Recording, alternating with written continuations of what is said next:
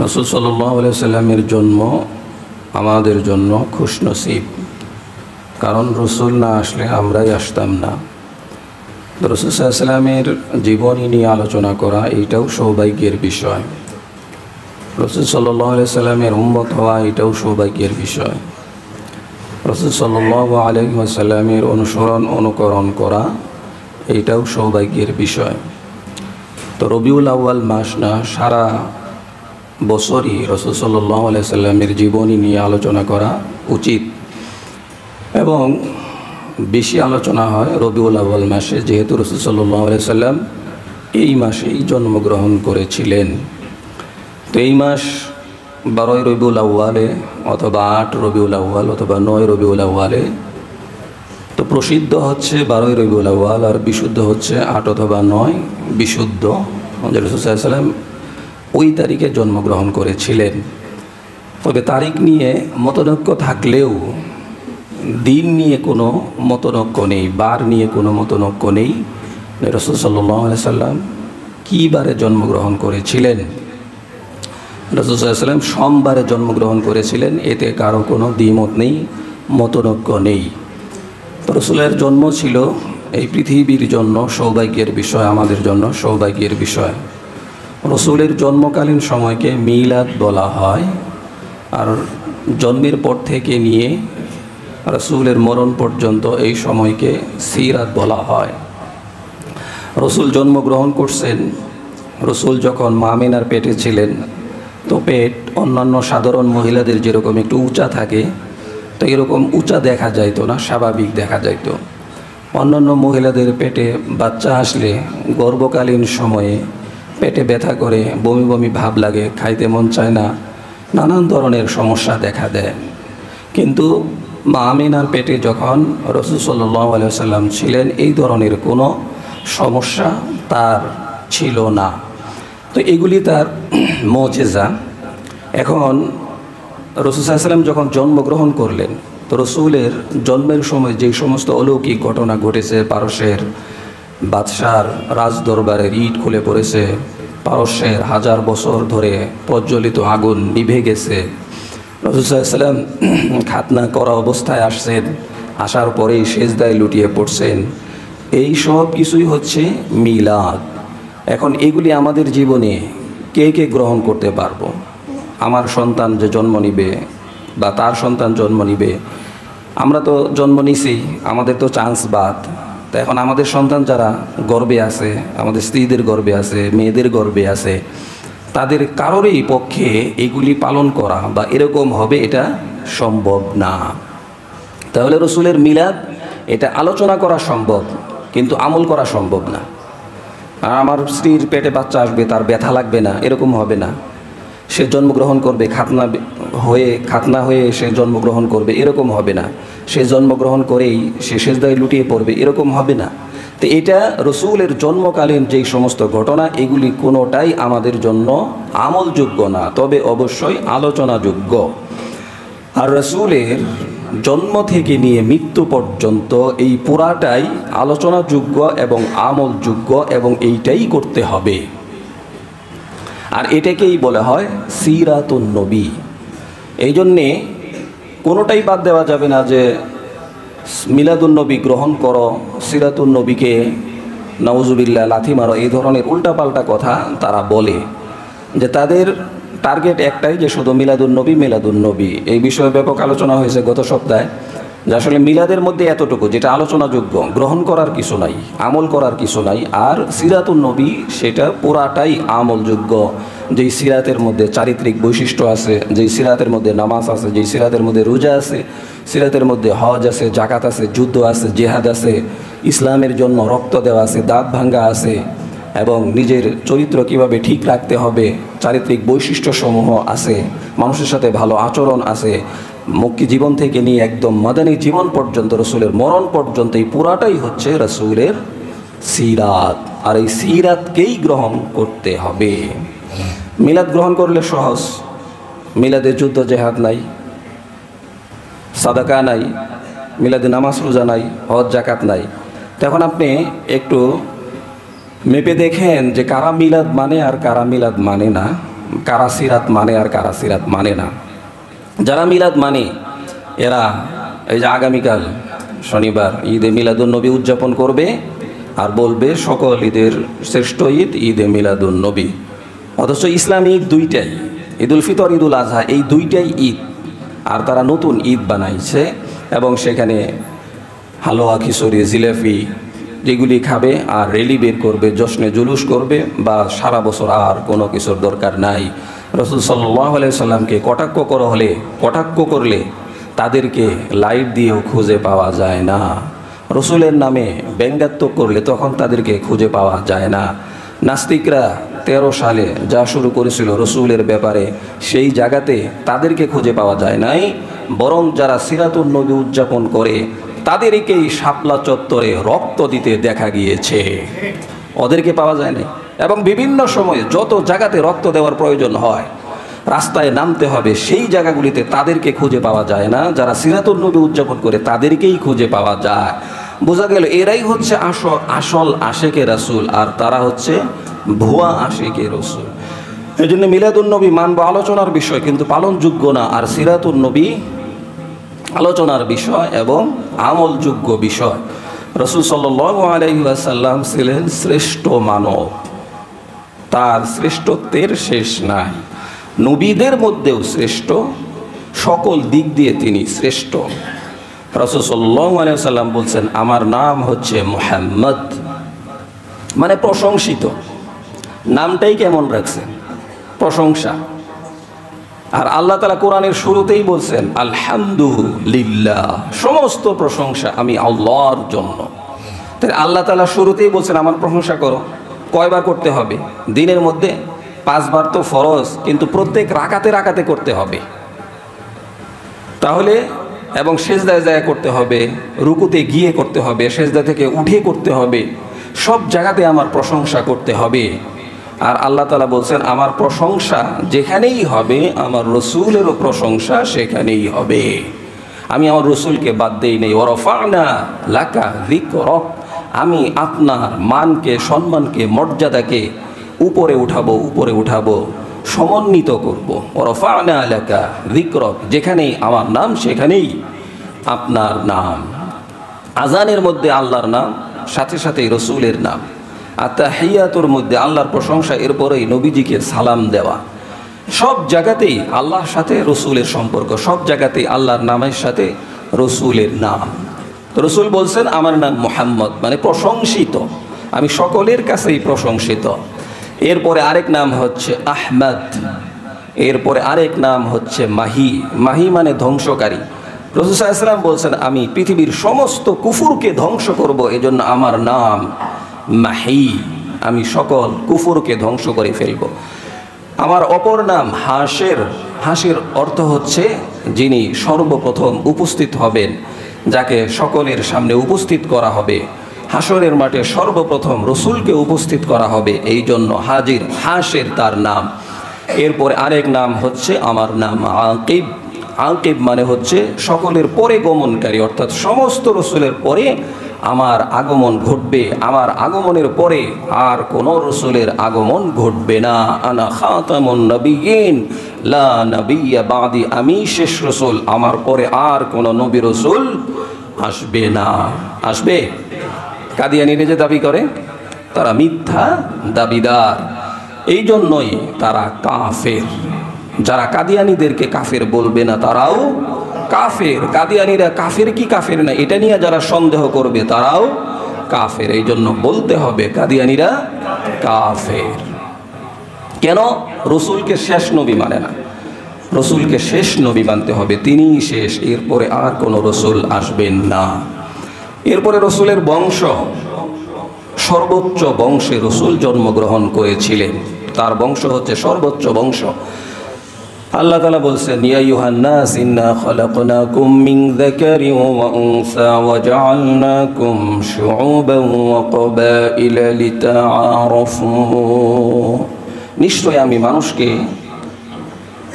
সৃষ্টি করেছি একজন পুরুষ একজন নারী থেকে, বিভিন্ন বংশে। বিভিন্ন বংশে কেন? যাতে একজন আরেকজনকে চিনতে পারে, পরিচয় দিতে পারে।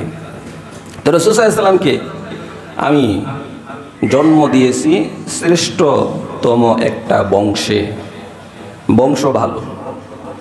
এই জন্য অনেক মানুষ আছে আগে গরিব ছিল, এখন ধনী হয়েছে, বড় লোক হইতে পারে, কিন্তু তার মধ্যে বংশীয় মর্যাদা আসে না। টাকা থাকলে মানুষ ভালো হয় না, সে টাকা কামাইতে পারে কিন্তু ছোট লোকই স্বভাব তার যায় না, এটা থেকেই যাবে। কিন্তু যদি বংশীয় হয়, বংশীয় মানুষ টাকা থাকুক আর না থাকুক তার মধ্যে বংশের একটা পরিচয় সবসময়ই পাওয়া যাবে। এই জন্য আগে বিবাহের ক্ষেত্রে সর্বপ্রথম দেখা হয়তো বংশ ভালো কিনা। বংশ ভালো থাকলে তাহলে সেই জায়গাতে আত্মীয়তা করা যাবে। আর যদি বংশ খারাপ থাকে আর যদি তার টাকা থাকে তাহলে সমস্যা দুইটা। একটা হলো ছোট লোকই ভাব থাকবেই টাকা যতই হোক, যেহেতু বংশ খারাপ। এই জন্য বংশ ভালো লাগবে। আর সমস্ত নবী রাসূলদেরকে আল্লাহ তাআলা শ্রেষ্ঠ বংশে জন্ম দিয়েছিলেন, শ্রেষ্ঠ বংশে তারা জন্মগ্রহণ করেছেন। তো রাসূল সাল্লাল্লাহু আলাইহি ওয়াসাল্লাম বলেন যে আমি ইসমাঈল আলাইহিস সালামের বংশে জন্মগ্রহণ করেছি। তার পুত্রের নাম ছিল ইসমাঈল আলাইহিস সালামের বংশের নাম ছিল কিনানা। এরপরে তার পরবর্তীতে আসছে সেখান থেকে কুরাইশ, কুরাইশ থেকে আসছে ইবনে বনু হিশাম, আর হিশাম থেকে আমি রসুল জন্মগ্রহণ করেছি। তাহলে রসুলের এই যে বংশ পরস্পরা সেটা ইসমাঈল আলাইহিস সালাম পর্যন্ত, এইভাবে আদম পর্যন্ত। এবং রসুল বলছেন আমার এই বংশের মধ্যে নানা এবং দাদা, বাবা এবং মা, এই বংশের মধ্যে আমার আসতে যতজন বাবা লাগছে, যতজন মা লাগছে, অর্থাৎ দাদির দাদি, দাদির দাদি, দাদির দাদি, দাদার দাদা, দাদার দাদা, এরা যারা আছে এরা কেউই ব্যভিচারী ছিলেন না। এরা কেউ ব্যভিচারী ছিলেন না, কেউ জিনাকার ছিলেন না, কেউ অন্যায়কারী ছিলেন না। আমি এরকম একটা বংশে জন্মগ্রহণ করেছি। তবে এটা ফখর না, কিন্তু আমার বংশ এরকম উচ্চ বংশ, উচ্চ বংশের লোক আমি।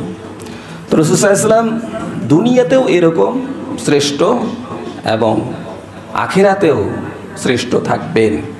রাসূল সাল্লাল্লাহু আলাইহি ওয়াসাল্লামকে অন্য সকল নবীর থেকে 6টি বিষয়ে শ্রেষ্ঠত্ব দান করা হয়েছিল। এক নম্বর হচ্ছে যে জুইলাতিল কালাম, অর্থাৎ আমার কথার মধ্যে এই পরিমাণ ভাব গাম্ভীর্য থাকবে, আমার কথার মধ্যে এত অর্থ থাকবে যে শব্দ বলবো একটা, এই শব্দের মধ্যে হাজারো ব্যাখ্যা থাকবে। এত সুন্দর সুন্দর রসুল কথা বলতেন, এইটা একটা। 2 নম্বর হচ্ছে নুসিরতির রব, অর্থাৎ আমার মধ্যে এরকম একটা প্রভাব দেওয়া হয়েছে যে কয়েক মাইল দূর থেকে কাফেরদের উপরেই এই প্রভাবের আসর পড়ে যেত। তারা অনেক দূর থেকেই আমার প্রভাবে প্রভাবান্বিত হয়ে যেত। এমনিভাবে গনিমতের মালকে আমার জন্য হালাল করা হয়েছে। গনিমতের মাল আমার জন্য হালাল। এরপরে সারা পৃথিবীর সমস্ত জায়গাকে আমার এবং আমার উম্মতের জন্য মসজিদ হিসেবে কবুল করা হয়েছে। অন্যান্য নবীদের উম্মতদের জন্য প্যাগোডা, তারপরে তাদের যে গির্জা আছে, তাদের যে ইবাদত করার জায়গা আছে, সেখানে গিয়ে ইবাদত করতে হইতো।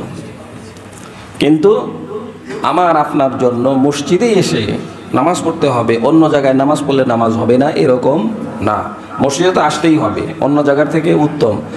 কিন্তু কোনো কারণে বাসায় নামাজ পড়লেও আদায় হয়ে যাবে, কোনো কারণে বাসে নামাজ পড়লেও আদায় হয়ে যাবে, কোনো কারণে নৌকাতে নামাজ পড়লেও আদায় হয়ে যাবে, কোনো কারণে কৃষকেরা মাঠে নামাজ পড়বে তো আদায় হয়ে যাবে। যে যেখানেই নামাজ পড়ুক না কেন নামাজ কবুল হয়ে যাবে। অর্থাৎ সমস্ত জমিনকে আমি এই উম্মতের জন্য মসজিদ বানিয়ে দিয়েছি। এটা অন্যান্য উম্মতের জন্য ছিল না। এবং যদি পানি না থাকে সেই ক্ষেত্রে মাটিকে আমি পবিত্র করার, শরীরকে পবিত্র করার মাধ্যম বানিয়ে দিয়েছি। পানি নাই, এরপরে কি করবে? তাহলে মাটির মধ্যে হাত রাখবে, হাত মেরে নিয়ত করবে যে আমি পবিত্রতার জন্য তায়াম্মুম করতেছি। এরপরে পুরা মুখ মাসে করবে, এরপরে 2 হাত মাসে করবে, সে পবিত্র হয়ে গেল। ওযু করলে যেরকম পবিত্র হয়ে যায় অজু করলে যেরকম নামাজ পড়া যায়, কোরআন শরীফ পড়া যায়, এমনিভাবে তায়াম্মুম করলেও নামাজ পড়া যায় এবং কোরআন শরীফ পড়া যায়। তো এইটা আমি এই উম্মতকে উপটৌকন হিসেবে, শ্রেষ্ঠত্ব হিসেবে দিয়েছি। যদি না থাকতো তাহলে কত সমস্যা ছিল। মাঝে মাঝে পানি থাকে না, তখন উপায় কি? এমন জায়গায় উপস্থিত হলাম যেখানে পানি থাকলো না, তখন উপায় কি? তো আবার যত্র তত্র তায়াম্মুম করা যাবে না। মানুষের ভিড়, কিন্তু পানি আছে একটু জায়গা, একটু পরেই 1 মাইল হবে না, এই জায়গাতে পানি আছে, সেই জায়গাতে করা যাবে না। বাসে যাচ্ছি, এই জায়গায় আমি তায়াম্মুম করব না, এইভাবে তায়াম্মুম করে নামাজ আদায় হবে না, কারণ বাস থামানোর ব্যবস্থা আছে, না থামাইলে পরবর্তীতে গিয়ে নামাজ পড়ার ব্যবস্থা আছে। তো যাই হোক, এটা মাসালা। এরপরে রাসূল সাল্লাল্লাহু আলাইহি সাল্লাম বলেন যে আমাকে সারা পৃথিবীর জন্য নবী বানানো হয়েছে, সমস্ত পৃথিবীর সমস্ত মানুষের জন্য আমি নবী।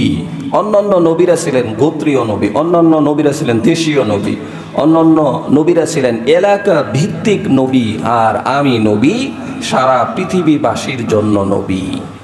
ওয়ামা আরসালনাকা ইল্লা রাহমাতাল লিল আলামিন, আমি সারা পৃথিবীবাসীর জন্য রহমত স্বরূপ। সেই রাসূলের উম্মত আমরা, কত গর্বের বিষয়। তো রাসূল সাল্লাল্লাহু আলাইহি ওয়াসাল্লামকে দুনিয়াতেও যেরকম শ্রেষ্ঠত্ব দেওয়া হয়েছে, আবার আখিরাতেও রাসূলকে শ্রেষ্ঠত্ব দেওয়া হয়েছে। রাসূল সাল্লাল্লাহু আলাইহি ওয়াসাল্লামকে যখন মেরাজে নেওয়া যাওয়া হয়, সুবহানাল্লাযী আসরা বিআবদিহি লাইলাম মিনাল মাসজিদিল হারাম ইলাল মাসজিদিল আকসাল্লাযী বারাকনা হাওলাহু লিনুরিয়াহু মিন আয়াতিনা। রাসূল বলছেন যে মক্কা থেকে, হারাম থেকে আমাকে বাইতুল মাকদিস নিয়ে যাওয়া হয়েছে। সেখানে যাওয়ার পরে আমাকে ইমামতি করতে হয়েছে। জিবরাইল আলাইহিস সালাম আসছেন, বলছেন যে রাসূল আপনি দাঁড়িয়ে যান, কার জন্য অপেক্ষা করতেছেন? এখানে আপনার পিছনে যত মুসল্লি আছে এরা সাধারণ কোনো মুসল্লি না, এরা আল্লাহর পাঠানো সমস্ত নবী রসুলরা আজকে আপনার পিছনে আপনার ইমামতিতে নামাজ আদায় করবেন। আজকে আপনি ইমাম। এই জন্য রসুলকে বলা হয়েছে ইমামুল মুরসালিন, রসুলদের ইমাম, নবীদের ইমাম। তো শ্রেষ্ঠত্ব দেওয়া হয়েছে সমস্ত নবীদের উপরে, তাকে শ্রেষ্ঠত্ব দেওয়া হয়েছে, সমস্ত রসুলদের উপরে তাকে শ্রেষ্ঠত্ব দেওয়া হয়েছে। এমনিভাবে আল্লাহ তাআলা বলছেন ওয়ারাফানা লাকা যিকরাক, আমি আপনার নামকে উঁচায় রাখব, সকলের উপরে রাখব। যেখানেই আমার নাম সেখানেই আপনার নামকে আমি বাস্তবায়ন করব। এবং ওয়ালিল্লাহিল ইজ্জাতু ওয়ালিরাসূলিহি ওয়ালিল মুমিনিন, ইজ্জত হচ্ছে আল্লাহর আর ইজ্জত হচ্ছে রাসূলের। তাহলে যেখানেই আল্লাহর কথা সেখানেই রাসূলের কথা। ওয়ালিল্লাহিল ইজ্জাহ, ইজ্জত হচ্ছে আল্লাহর জন্য, ওয়ালিরাসূলিহি এবং তার রাসূলের জন্য। তো ইজ্জত সম্মান যা আছে সব আল্লাহর জন্য, ইজ্জত সম্মান যা আছে সব রাসূলের জন্য, ওয়ালিল মুমিনিন এবং মুমিন যারা আছে তাদের জন্য। অন্য জায়গায় আল্লাহ বলছেন মাইয়ুতিউর রাসূল ফাকাদ আতা আল্লাহ, যে ব্যক্তি রসুলের অনুসরণ করলো সে আল্লাহরই অনুসরণ করলো। কত বড় কথা, যে আমার অনুসরণ করলো সে আল্লাহরই অনুসরণ করলো, যে রসুলের অনুসরণ করলো সে আমি আল্লাহরই অনুসরণ করলো। সাধারণ একটা নেতাকে যদি তার সর্বোচ্চ নেতা বলে যে তোমার কথা মানলে আমার কথা মানা, তোমার কথাই আমার কথা, তাহলে সে কতটুকু ফুলবে? আরে বাপরে বাপ, অমুকের পিএস, তার ভাব দেখে কারা? অমুকের পিএস, তমুকের পিএস। তো রসুলকে আল্লাহ তাআলা বলছেন কোরআনের আয়াত যে মাইয়ুতিউর রাসূল ফাকাদ আতা আল্লাহ, রসুলকে মানছো, আমাকে মানা হয়ে গেছে। রসুলের অনুসরণ করছো, আমি আল্লাহর অনুসরণ করা হয়ে গেছে।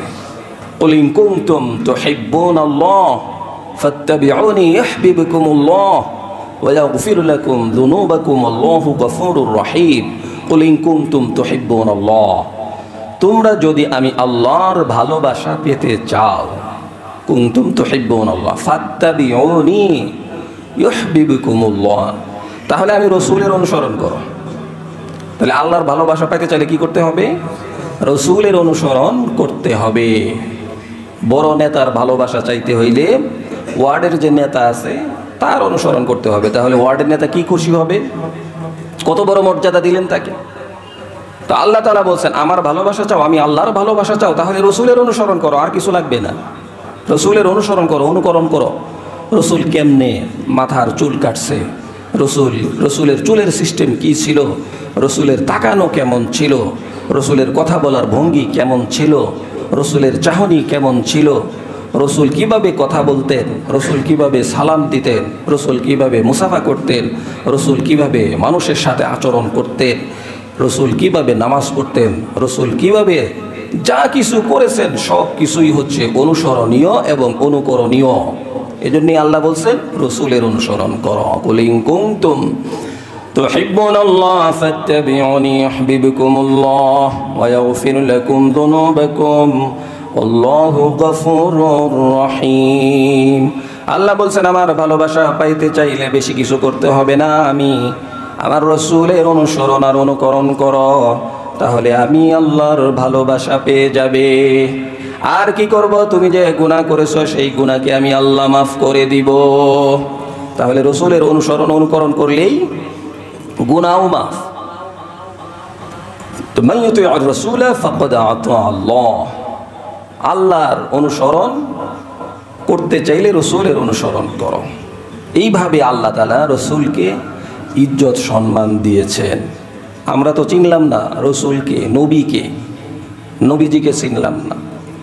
নবীজিকে পাথর চিনল, হরিণ চিনল, নবীজিকে উট চিনল, নবীজিকে গাছ চিনল, কিন্তু আমি মানুষ হয়ে রসুলকে চিনলাম না। অনেক কাফির মুশরিকরাও রসুলকে চিনছে, এবং বর্তমানে ইউরোপ আমেরিকাতে এমন অনেক আচার আচরণ আদর্শ আছে যেগুলি রসুলের জীবনী থেকে নেয়া, কিন্তু আমি আপনি পারতেছি না। চারিত্রিক বৈশিষ্ট্য রসুলের আমি আপনি পারতেছি না। আমার মধ্যে রাগ, আমার মধ্যে অহংকার, আমার মধ্যে হিংসা, আমার মধ্যে লোভ, আমার মধ্যে খারাপ আচরণ, যেগুলি কাফের মুশরিকদের আচরণ হওয়ার কথা। আর আজকে তারা রসুলের আচার আচরণ নিয়ে যাওয়ার কারণে আজকে তারাই ভালো মানুষ সবার কাছে। কিন্তু যদিও তারা কখনোই ভালো না, কারণ যে আল্লাহকে মানে না, রসুলকে মানে না, আখিরাতের ব্যাপারে মানে না, সে যত ভালোই হোক সে কখনোই ভালো হতে পারবে না। কিন্তু এই আচরণ তো আমাদের মধ্যে থাকার কথা। আমি একজন মুসলমান হিসেবে রাসূলের সমস্ত চারিত্রিক বৈশিষ্ট্য থাকবে আমার মধ্যে। আমার মধ্যে কখনোই অহংকার থাকবে না, আমার মধ্যে হিংসা থাকবে না, আমার মধ্যে পরশ্রী কাতরতা থাকবে না, অন্যের অনিষ্ট হোক এটা আমি চাইব না। এবং কিভাবে মানুষকে মাফ করে দেওয়া যায় সেই নজির স্থাপন করছেন রাসূল সাল্লাল্লাহু আলাইহি ওয়াসাল্লাম। আল্লাহ তাআলা বলছেন ইন্নাকা লাআলা খুলুকিন আযীম, আপনি মহান চরিত্রের অধিকারী। সাধারণ চরিত্র না, মহান চরিত্রের অধিকারী। রাসূল সাল্লাল্লাহু আলাইহি সাল্লামের চরিত্র ছিল মহান।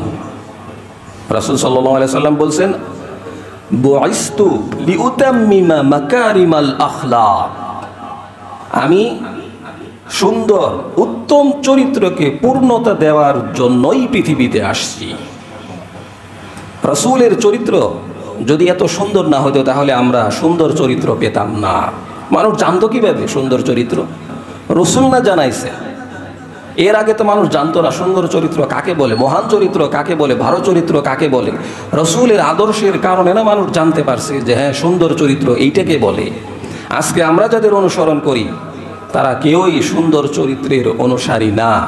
আমি আমার যেই নেতাকে অনুসরণ করি নিশ্চিত বলতে পারবো যে সে মিথ্যা কথা বলে নাই, আমি নিশ্চিত বলতে পারবো না সে চুরি করে নাই, আমি নিশ্চিত বলতে পারবো না সে ডাকাতি করে নাই, আমি নিশ্চিত বলতে পারবো না আমার নেতা দুর্নীতি করে নাই, আমি নিশ্চিত হয়ে বলতে পারবো না আমার নেতা মদ খায় নাই, আমি নিশ্চিত হয়ে বলতে পারবো না আমার নেতা জিনা করে নাই, আমি নিশ্চিত হয়ে বলতে পারবো না আমার নেতা সুদ ঘুষের মধ্যে জড়িত না, আমি এটা নিশ্চিত হয়ে বলতে পারবো না। কিন্তু আমার রসুলের এই সমস্ত গুণাবলী এত পরিষ্কার যে ১৬ লক্ষ সাহাবী সার্চ লাইট দিয়ে দেখছেন যে রসুলের চরিত্রের মধ্যে এই সমস্ত দোষ লেশ মাত্রও নাই, কিছুই নাই। রসুল সারা জীবনে একটা মিথ্যা কথা বলেন নাই। রসুল সারা জীবনে নেশার কাছে যান নাই। রসুল সারা জীবনে চুরি ডাকাতি জিনা ব্যভিচার এগুলির কোনোটার মধ্যে নাই সারা জীবনে। এটা কি শুধু তিনি বলে দিয়েছেন এই জন্য আমরা মাইনা নিব? না, রসুলের সাথে সাহাবায়ে কেরাম যারা ছিলেন তারা তার কাছ থেকে দেখছেন তারা বলছেন এই কথা। আর আমরা যাদের কাছ থেকে দেখি, যাদেরকে, যেই নেতাদেরকে দেখি, তাদের কতটুকু জানি? বইয়ের মধ্যে আছে তার জন্ম এত, তার মৃত্যু এত, মাঝখানে কয়েকটা বক্তৃতা, বাস শেষ। এই তো তাদের চরিত্র জানলাম না, আরও কিছু জানি? আর তো কিছু জানি না। তার নাইট ক্লাবে যাওয়া আমরা জানি না, তার বাসায় একাকিত্ব থাকার বিষয় আমরা জানি না, সে কোন মহিলার কাছে যায় সেটা আমরা জানি না, তার দুর্নীতির অবস্থা আমরা জানি না, তার অনেক কিছুই আমরা জানি না। কিন্তু নবীর ব্যাপারে আমরা সব কিছুই জানি। এই জন্যই তিনি শ্রেষ্ঠ বা মহান চরিত্রের অধিকারী, এমনি এমনি হন নাই। এই জন্য নেতা মানতে চাইলে রসুলকেই মানতে হবে, অন্য কাউকে নেতা মানা যাবে না, কারণ অন্য নেতাদের চরিত্রের ঠিক নাই। রসুলের চরিত্র নিয়ে গবেষণা হয়েছে। আজকেও বিভিন্ন মানুষের জীবনী নিয়ে পিএইচডি করা হয়, কিন্তু অনেক কিছুই গোপন থাকে। ওই যে বললাম, তার জন্ম আর তার মৃত্যু, আর মাঝখানে মাঝখানে অমুক স্কুল প্রতিষ্ঠা করছে, কলেজ প্রতিষ্ঠা করছে, অমুক জায়গায় যে বক্তৃতা দিছে, এই বক্তৃতার উপরে পিএইচডি করা হয়, কয়েকটা বিষয়। কিন্তু রসুলের জন্ম থেকে নিয়ে মৃত্যু পর্যন্ত তার প্রত্যেকটা কথা, প্রত্যেকটা কাজের ব্যাপারে সাহাবায়ে কেরাম পিএইচডি করেছেন, গবেষণা করেছেন। গবেষণা করে হাজারো লক্ষ হাদিস আমাদের সামনে তুলে ধরেছেন। রসুল কেমনে হাসতেন, কেমনে কান্না করতেন, এমনকি ছোট ছোট বিষয় রসুল কিভাবে খিলাল করতেন, কিভাবে হাসতেন, কিভাবে কাঁদতেন, কিভাবে চলতেন, কিভাবে মানুষের সাথে কথা বলতেন, এই সব কিছুই বিস্তারিতভাবে হাদিসের কিতাবের মধ্যে বিদ্যমান। রসুলের চেহারা অবয়ব কেমন ছিল, শারীরিক গঠন কেমন ছিল, পোশাক কেমন ছিল, চুল কেমন ছিল, এই সব কিছু জানতে আপনাকে পড়তে হবে সিরাত। এর মধ্যে শামাইলে তিরমিজি, শামাইলে তিরমিজিতে এই সব কিছুই আছে। রসুলের গঠন কেমন ছিল, চোখ কেমন ছিল, নাক কেমন ছিল, ঠোঁট কেমন ছিল, চেহারা কেমন ছিল, দাড়ি কেমন ছিল, কয়টা চুল পাকছিল, রসুল কি খাইতেন, কি খাইতে পছন্দ করতেন, কিভাবে কথা বলতেন, এই সব কিছুই শামাইলে তিরমিজিতে পাওয়া যাবে। শামাইলে তিরমিজি আমরা পড়ছি, হুজুর আজকেই প্রথম শুনলাম। তাহলে আমি রসুলের সিস্টেম, রসুলের আচরণ কেমনে জানবো? যদি জিজ্ঞেস করি হুমায়ুন আহমেদের বই কে কে পড়ছেন, কমপক্ষে 50 জনের হাত তো উঠবেই নাকি? কি আছে হুমায়ুন আহমেদের বইয়ের মধ্যে? এই হিমুর পাগলামি ছাড়া আর অন্য পাগলামি ছাড়া, ভূত পেতনি ছাড়া কি আছে তার বইতে? কিন্তু সেগুলি ঠিকই পড়লাম। কিন্তু রসুলের জীবনী নিয়ে আমার জীবনে একটা বইও পড়া হয় নাই। এর থেকে বড় আফসোসের বিষয় আর কি হইতে পারে? সিরাতে ইবনে হিশাম, সিরাতে মুস্তফা, সিরাত খাতামুন নবিয়্যিন আর রাকিকুল মখতুম, এই ধরনের যে সিরাতের গ্রন্থ আছে, এগুলি আমাদের পড়া উচিত। এগুলি রসুলের জন্ম থেকে নিয়ে মৃত্যু পর্যন্ত সমস্ত কিছুই এই বইগুলির মধ্যে রয়েছে। কোরআন শরীফ যেমন পড়া উচিত, কোরআন শরীফের সাথে তাফসির যেরকম পড়া উচিত, প্রত্যেকের জীবনে একবার পুরা কোরআন পড়া উচিত, প্রত্যেকেই জীবনে একবার তাফসির পড়া উচিত, প্রত্যেকের জীবনে সিরাত পড়া উচিত। আমি একবার হলেও রসুলের জীবনী পড়ছি, পুরা জীবন, জন্ম থেকে নিয়ে মৃত্যু পর্যন্ত তার সব কিছুই, যুদ্ধ জেহাদ যা কিছু আছে সব কিছুই আমি পড়ছি। তো পড়লে না জানা যাবে, পড়লে না আমল করতে মনে চাবে যে রসুল এরকম ছিল আর আমি এরকম চলতেছি। তা আমি তো রসুলের কথা জানিই না, তো তাহলে আমি কেমনে মানব? এই জন্যে সিরাত বই কিনতে কয় টাকা লাগবে? 200, 300, 500, এর উপরে তো আর লাগবে না। তো এরকম একটা বই কিনি, বই কিনে পড়ি, আপনি নিজে পড়েন, আপনার সন্তানকে পড়তে দেন, তো সন্তান ভালো হবে, বাপ কি জিনিস জানবে, বুঝবে। আপনার বিবিকে পড়তে দেন, বিবি বুঝবে, জানবে স্বামী কি জিনিস, তার সাথে কি আচরণ করতে হবে। নবীর স্ত্রীদের কথা আছে, শামাইলে তিরমিজিতে আছে, নবীর স্ত্রীরা তার সাথে কি করতেন, কিভাবে হাসি ঠাট্টা করতেন, কিভাবে তার সাথে রাগ করতেন, এই সব কিছুই সেই বইতে আছে। আমাদের স্ত্রীরা সেগুলি পড়লে তখন আমাদের সাথে ওই ধরনের আচরণ করবে। তারা তো জানেই না যে স্বামী কি জিনিস, স্বামীর সাথে কি আচরণ করতে হবে। তো এই ভুল তো আমাদের, এই জন্য এই সমস্ত বই তাদেরকে পড়াইতে হবে। তো রাসূল সাল্লাল্লাহু আলাইহি সাল্লাম ছিলেন উত্তম চরিত্রের অধিকারী। তিনি মানুষকে ক্ষমা করতেন, ক্ষমার গুণ তার মধ্যে সবচেয়ে বেশি ছিল। রাসূল সাল্লাল্লাহু আলাইহি ওয়াসাল্লাম যে এক যুদ্ধ থেকে ফেরার পথে সবাই সাহাবায়ে কেরাম ভিন্ন ভিন্নভাবে এক এক গাছের নিচে ঘুমিয়ে আসেন। তো রাসূল সাল্লাল্লাহু আলাইহি ওয়াসাল্লাম তরবারি রেখে ঘুমিয়ে পড়ছেন। এইবারে এক ইহুদি এসে তরবারি হাতে নিয়ে রাসূল জেগে গেছে। জেগে যাওয়ার পরে ইহুদি বলতেছে, এইবার তোমাকে কে বাঁচাবে? রাসূল বিচলিত হন নাই।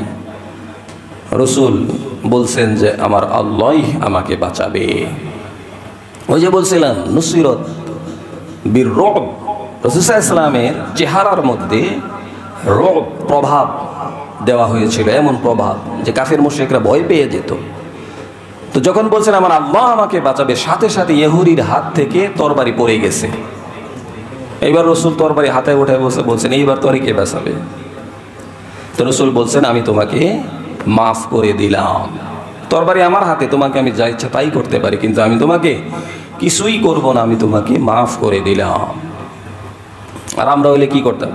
এখন দেখেন না সামান্য বিষয় নিয়ে বাপরেও মাইরা ফেলা। যেই জন্মদাতা পিতা তার জন্য এত কষ্ট করেছে, তার হাতে চুমা খাইছে দিনের পর দিন, তার পায়ে চুমা খাইছে দিনের পর দিন, সেই পা দিয়ে লাথি মারতেছে, সেই হাত দিয়ে পিতাকে হত্যা করতেছে, এরকম কুলাঙ্গার সন্তানের অভাব নাই বাংলাদেশে। কেন হইল এই সমস্ত সন্তান? গত সপ্তাহে ৮,৯০০ টাকা রুমাল উঠছে। তো মসজিদের রুমাল যাচ্ছে আমরা সবাই আল্লাহর রাস্তায় দান করি। আল্লাহ তাআলা আমাদের দানকে কবুল আর মঞ্জুর করে নিন। তো রাসূল সাল্লাল্লাহু আলাইহি ওয়াসাল্লামের মধ্যে ক্ষমার গুণ ছিল অধিক। তিনি মানুষকে ক্ষমা করতে পছন্দ করতেন। খায়বারের যুদ্ধ থেকে ফেরার পথে রাসূল সাল্লাল্লাহু আলাইহি ওয়াসাল্লামকে এক ইহুদি দাওয়াত দিছে। দাওয়াত দেওয়ার পরে রাসূল খাইতে বসছেন। তো খাইতে বসতেন, গোশত খাবেন, এই অবস্থায় আয়াত নাজিল হয়েছে যে এই গোশত খায়েন না, এর মধ্যে বিষ মাখানো আছে। তো রাসূল সাল্লাল্লাহু আলাইহি ওয়াসাল্লাম তাকেও মাফ করে দিয়েছেন যে বিষ মাখাইছে, ঠিক আছে মাফ করে দিলাম। আমাদের মধ্যে তো ছাড় দেওয়ার প্রবণতা নাই। অমুক দিন অমুক এই কথা কইছে তো খাইছে, তো এটা কবর পর্যন্ত নিয়ে যাব, যে মরণের আগ পর্যন্ত আর মাফ নাই। এটা যদি অন্যায় বলে শুধু তাই না, যদি ভাইয়েও বইলা থাকে, ভাইয়ের বউ বইলা থাকে, বা অন্য কেউ কোনো আত্মীয় স্বজনও বইলা থাকে, তারপরেও আর মাফ নাই। প্রয়োজনে এইটার উপরেই তার মরণ হবে, এই ইমানের উপরেই তার মরণ হবে, তারপরেও সে মাফ করতে রাজি না। এইগুলি হচ্ছে জাহিলিয়াতের যুগের আচরণ। যে একজন আরেকজনের সাথে যদি যুদ্ধ হইতো, তাহলে সন্তানকে ওসিয়ত কইরা যেত যে আমি কিন্তু পারি না এই প্রতিশোধটা নিতে, তুই কিন্তু নিস। তো ও নিতে পারে না, এরপরে দেখা গেছে যে ওর সন্তানকে ও বইলা গেল, তার সন্তানকে সে বইলা গেছে। এরপরে যুগের পর যুগ এই সামান্য বিষয় নিয়ে, উটকে পানি খাওয়ানো নিয়ে যুগের পর যুগ যুদ্ধ চলতেই থাকতো। তো আইয়ামে জাহিলিয়াতের যুগের কথা। কিন্তু অমুক অনুষ্ঠানে গিয়ে তার সাথে দুইটা কথা হয়েছে, বাস অমুক এই কথা বলছে, অমুকে আরেক কথা বলছে, যদিও সে নিজে শোনে না, আরেকজনের কাছ থেকে আবার শুনছে। কিন্তু কোরআন কি সত্য, এর থেকেও এই কথা সত্য এর কাছে। এখন এইটা নিয়েই সে আছে সারাক্ষণ, এইটা নিয়েই সে আছে। এগুলি কোনো জ্ঞানী লোকের চরিত্র হইতে পারে না, এগুলি মূর্খদের চরিত্র। রাসূল সাল্লাল্লাহু আলাইহি ওয়াসাল্লামকে হত্যা করতে চাইছে, রাসূল মাফ করে দিছে। আব্দুল্লাহ ইবনে উবাই সবচেয়ে বড় মুনাফিক ছিল। তার ইন্তেকালের পরে তার ছেলে আব্দুল্লাহ আবদার করলো, ইয়া রাসূলুল্লাহ আপনার জুব্বাটা দেন, আপনার জুব্বা দিয়ে আমার বাবার কাফনের ব্যবস্থা করব। সাহাবায়ে কেরাম রাগ হয়ে গেছেন, ওমর রাদিয়াল্লাহু তাআলা রাগ হয়ে গেছেন, তরবারি উঁচা করে ফেলছেন। তারপরেও রাসূল বলছেন আচ্ছা ঠিক আছে, জুব্বা যেহেতু চাইছে দিয়ে দিলাম। তা আব্দুল্লাহ ইবনে উবাই সবচেয়ে বেশি যে ইসলামের ক্ষতি করছে সে হচ্ছে আব্দুল্লাহ ইবনে উবাই ইবনে সালুল, মুনাফিকদের সর্দার ছিল। তো রাসূল সাল্লাল্লাহু আলাইহি ওয়াসাল্লাম তার জুব্বা তাকে দিছে মরণের পরে, এবং জানাজার নামাজও পড়ায় ফেলছে। নিষেধ করছেন সাহাবায়ে কেরাম। এর পরবর্তীতে আল্লাহ বলছেন, হে রাসূল আপনি তার জন্য জানাজার নামাজ পড়ছেন, কিন্তু তাকে মাফ করা হবে না। আপনি মাফ চাইতে পারেন, একবার না 70 বার চাইতে পারেন, কিন্তু আমি আল্লাহ তাকে মাফ করব না। এরপরে আল্লাহ তাআলা বলছেন যে এর পরবর্তীতে কোনো মুনাফিকের জানাজা আপনি পড়াবেন না, কোনো কাফেরের জানাজা আপনি পড়াবেন না। এই জন্য কোনো মুনাফিকের জন্য, কোনো কাফেরের জন্য দোয়া করা জায়েজ নাই, কারণ সে তো কাফের, সে তো আল্লাহই মানে না। সে দোয়া তো করবেন আপনি আল্লাহর কাছে, তো তাকেই তো সে মানতেছে না, তো তার জন্য দোয়া কিভাবে হয়? তো সেই আব্দুল্লাহ ইবনে উবাই ইবনে সালুল, তাকে রাসূল জুব্বা দিছেন। পরবর্তীতে তার বংশের মধ্যে 100 জন ইসলাম গ্রহণ করেছে। তো রাসূল এত বড় শত্রু, তাকেও জুব্বা দিছেন। আর আমরা শত্রুতা জিয়ে রাখতে চাই যে কতদিন এটা টিকসই হইতে পারে। শত্রুতা চলতেই থাকবে। অমুক বংশের সাথে অমুক বংশ, অমুকের সাথে অমুক, অমুক আত্মীয়র সাথে অমুক, অমুক বাড়িওয়ালার সাথে অমুক বাড়িওয়ালা, অমুকের সাথে তমুক, এইভাবে চলতেই থাক। শত্রুতা চলবেই তো চলবে। এটা রাসূলের আদর্শ ছিল না। রাসূলের আদর্শ ছিল মানুষকে ক্ষমা করে দেওয়া। আনাস রাদিয়াল্লাহু তাআলা আনহু বলেন যে আমি রাসূলের দরবারে 10 বছর চাকরি করছি, খাদিম হিসেবে ছিলাম, খেদমত করেছি।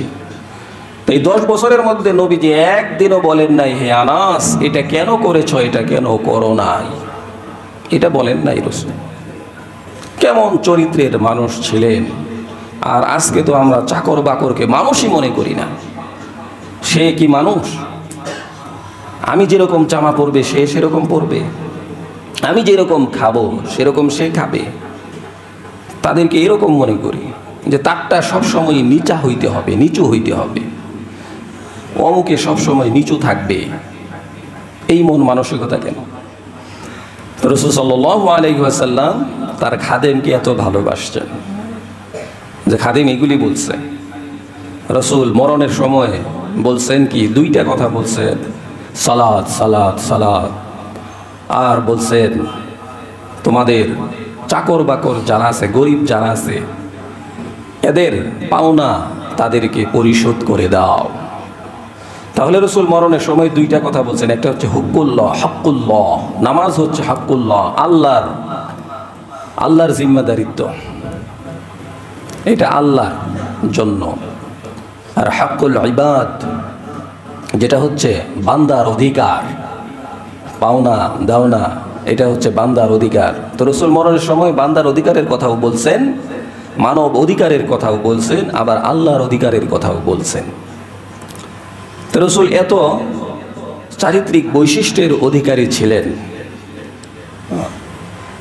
একবার সফরের মধ্যে তাঁবু টানানো হলো, খাবার ব্যবস্থা করা হবে, তো ছাগল জবাই হলো।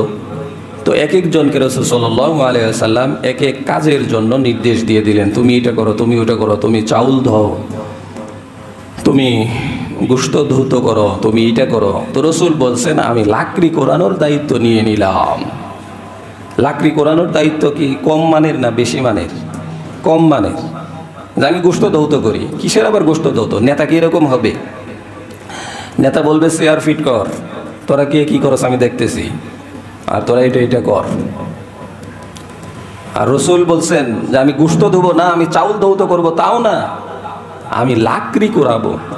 লাকড়ি কোরাইতে কষ্ট বেশি, এখানে যেতে হবে সেখানে যেতে হবে, আর সেই কাজটাই আমি বিশ্বনবী করব। এই জন্যই আল্লাহ বলছেন ইন্নাকা লাআলা খুলুকিন আযীম, আপনি হচ্ছেন মহান চরিত্রের অধিকারী, সাধারণ চরিত্র না। তো এই কথাগুলি কেন? আমাদের মধ্যেও এই চরিত্রের বৈশিষ্ট্যগুলি আনতে হবে। রাসূলের মতো আমাকে হইতে হবে, রাসূলের মতো ঘুম, রাসূলের মতো খাওয়া, রাসূলের মতো চলাফেরা করা, রাসূলের মতো কথা বলা। রাসূল সাল্লাল্লাহু আলাইহি ওয়াসাল্লাম মানুষের সাথে কথা বলতে গেলে ততক্ষণ পর্যন্ত চোখ ফিরাইতেন না যতক্ষণ পর্যন্ত ওই কথা বলনেওয়ালা লোক চোখ না ফিরায়। আমরা অনেকে আছি না, অহংকার বশত এর দিকে তাকাই না। একটা কথা বলতেছে হে জায়গা, একটা কথা বলতেছে সে আরেক দিকে আছে, একটা কথা বলতেছে সে মোবাইলে আছে, একটা কথা বলতেছে সে অন্য মনস্ক আছে। অহংকার, শুনলে শুনলাম, না শুনলে না শুনলাম। অথচ রাসূল চোখ ফিরা নাই যতক্ষণ পর্যন্ত ওই কথা বলনেওয়ালা লোক চোখ না ফিরাইতো, সে যাতে মনে না করে যে আমাকে অবজ্ঞা করতেছে। তো রাসূলের গুণ এগুলি। এবং মুসাফা করতে গেলে ততক্ষণ পর্যন্ত তিনি হাত সরাইতেন না যতক্ষণ পর্যন্ত ওই লোক হাত না সরাইতো, ততক্ষণ পর্যন্ত রসুল ধরেই রাখতেন হাত। আর ওই লোক হাত সরাইলে তখন রসুল হাত সরাইতেন। তো এই ধরনের চরিত্রের বৈশিষ্ট্য ছিল রসুলের মধ্যে। কত মহান চরিত্রের অধিকারী ছিলেন। ইন্নাকা লাআলা খুলুকিন আযীম, লাকাদ কানা লাকুম ফি রাসূলিল্লাহি উসওয়াতুন হাসানা। যে রসুলের চরিত্রের মধ্যে রয়েছে তোমাদের জন্য আদর্শ। এই জন্য আদর্শ হিসেবে গ্রহণ করতে হইলে একমাত্র রসুলকেই গ্রহণ করতে হবে। এই জন্য নেতা মানলে রসুলকেই মানতে হবে, আদর্শ গ্রহণ করলে রসুলের আদর্শই গ্রহণ করতে হবে, অন্য কারো আদর্শ গ্রহণ করা যাবে না। রাসূল সাল্লাল্লাহু আলাইহি ওয়াসাল্লাম যেরকম পৃথিবীতেও শ্রেষ্ঠ ছিলেন, এমনিভাবে তিনি পরকালেও শ্রেষ্ঠ। রাসূল সাল্লাল্লাহু আলাইহি ওয়াসাল্লাম বলেছেন, আমি কেমন, যে আমি হচ্ছি ওই লোকের মতো যেই লোক একটা ঘর বানাইলো, ঘর বানানোর পরে সব জায়গাতে টাইলস দেওয়া হয়েছে, কিন্তু একটা টাইলস, একটা ইট এখনো বাকি আছে। আর ওই টাইলস যখন লাগানো হয়ে গেল, ইট লাগানো হয়ে গেল, ওই ঘরটা কমপ্লিট হয়ে গেল। কোটি টাকাতে ঘর বানাইছে, কিন্তু এক জায়গায় এখনো একটা ইট লাগানো হয় না, এটা কমপ্লিট হবে, এই 1 কোটি টাকাই মিস। তো যখন ওই একটা ইট, একটা টাইলস লেগে গেল, তাহলে এই পুরো ঘর কমপ্লিট হয়ে গেল। আমি হলাম নবুয়তের ঘরের শেষ ইট, যেই ইট লাগানোর সাথে সাথে নবুয়ত পরিপূর্ণ হয়ে গেল। এরপরেও আর ইট লাগানো যাবে না, আরেকটা খুইলাও লাগানো যাবে না, এবং ওইটা না লাগাইলে এই ঘরও পরিপূর্ণ হবে না। তো রাসূল ছিলেন এরকম। এবং আমি হচ্ছে ওই ব্যক্তির ন্যায় যেই ব্যক্তি আগুন লাগাইলো মোমবাতির মধ্যে, এরপরে পোকামাকড় সেই আগুনের উপরে ঝাঁপায় পড়ে, আর সেই লোকটা এই পোকাগুলিকে সরাইতে থাকে, এখান থেকে সর, এখানে আসিস না, আগুন তোদেরকে জ্বালিয়ে ধ্বংস করে দিবে। আমি হইলাম সেই নবী, যেই নবীর উম্মতরা জাহান্নামে যাওয়ার জন্য দৌড়াইতেছে সেই পোকাগুলির মতো, আর আমি রাসূল তাদের হাতে পায়ে ধরে সেখান থেকে সরিয়ে জান্নাতের রাস্তা দেখিয়ে দিচ্ছি। আমি হচ্ছে সেই রাসূল, এই জন্যই আমি আসছি। বুইসতু লিউতাম্মিমা মাকারিমাল আখলাক। এবং রাসূল বলছেন, আনা আউয়ালু শাফিউন ওয়া আউয়ালু মুশাফফাউন, আমি সুপারিশকারী হব এবং আমার সুপারিশই আল্লাহ তাআলা সর্বপ্রথম গ্রহণ করবে। আনা সাইয়্যিদু ওয়ালিদ আদম ওয়ালা ফখরান, আমি হচ্ছি আদম সন্তানদের নেতা হব, কিন্তু কোনো গর্ব নাই আমার, কোনো ফখর নাই, কোনো অহংকার নাই। এবং আমি সর্বপ্রথম জান্নাতের দরজায় কড়া লাড়ব, আমি সর্বপ্রথম জান্নাতে প্রবেশ করব, এর আগে কেউ জান্নাতে প্রবেশ করতে পারবে না। কিন্তু আমার কোনো ফখর নাই, অহংকার নাই।